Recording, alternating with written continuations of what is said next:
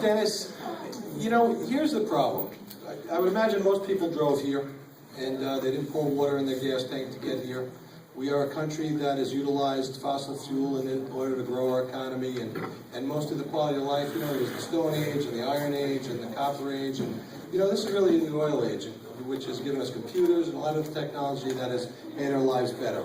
And there's a reality with respect to those fossil fuels. Right now, we're dependent on paying terrorists for their oil, which is then shipped across the oceans, which really is environmentally unsound. If you want to talk about protecting the environment, loading up these huge supertankers with oil and having them come across one of the most dangerous oceans on the planet to get here, if you think that's environmentally sound, then you really don't understand the science of what it takes and the impact in terms of pollution in the environment that we get from bringing that oil here. And then forget about the geopolitical risk that we take when you pay our enemies when our economy and when our freedom of travel is dependent upon paying our enemies, the people that have vowed to destroy everything we stand for.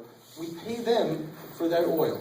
And the bottom line is, whether we get that oil or it's burned over in Asia and China, which has absolutely zero environmental safeguards. So the best place to really utilize these fossil fuels is in America, where we have the best standards. And here's the thing with respect to fracking. So I think we ought to let the science and not the politics determine where we go on this issue. But here's a fact.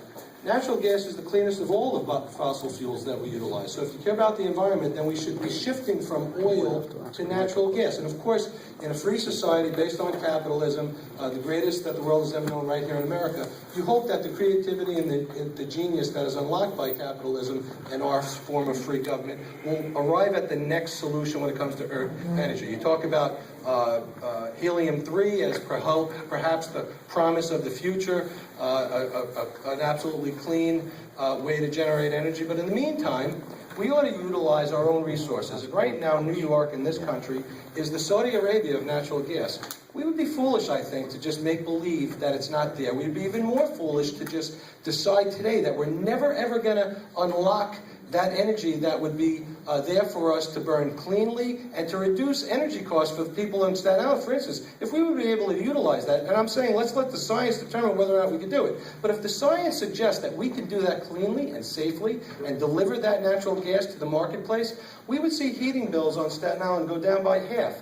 We would see America reduce its foreign dependency on fossil fuels. We have a president right now who we never really had that good of an energy policy here federally and nationally, but we've got absolutely none right now. We have a president who said, we're not going to do the Keystone Pipe, we're not going to utilize those resources, bring them into this country. So what's happening with those resources? They're going to China. So we're impacting the environment globally in a far more harmful way than if we were to utilize the Keystone Pipe and bring those resources here in America, where we actually have standards in terms of burning those fuels. So here's my position in a nutshell.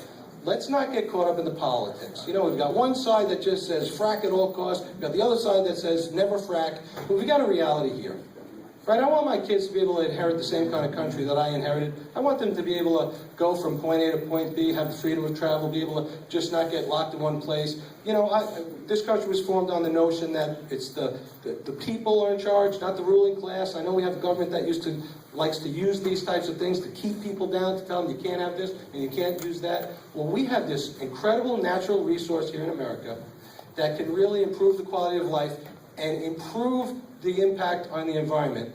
And if we can do it safely, we ought to figure out a way to do it. If we can't, of course, if the science says that we're going to have a more detrimental impact on the environment if we go off and do it, then we shouldn't do it. But Joe's right. They've been doing it in other places. A lot of stuff you see on television is nonsense. You had a Democratic governor in the state of Pennsylvania that's utilizing this resource. There's nothing perfect. Oil tankers spill all the time. We have gasoline trucks in America that have car crashes on turnpikes and throughways all the time. So nothing is perfect, but natural gas is the cleanest burning of all fossil fuels, and we truly are the Saudi Arabia of that energy source.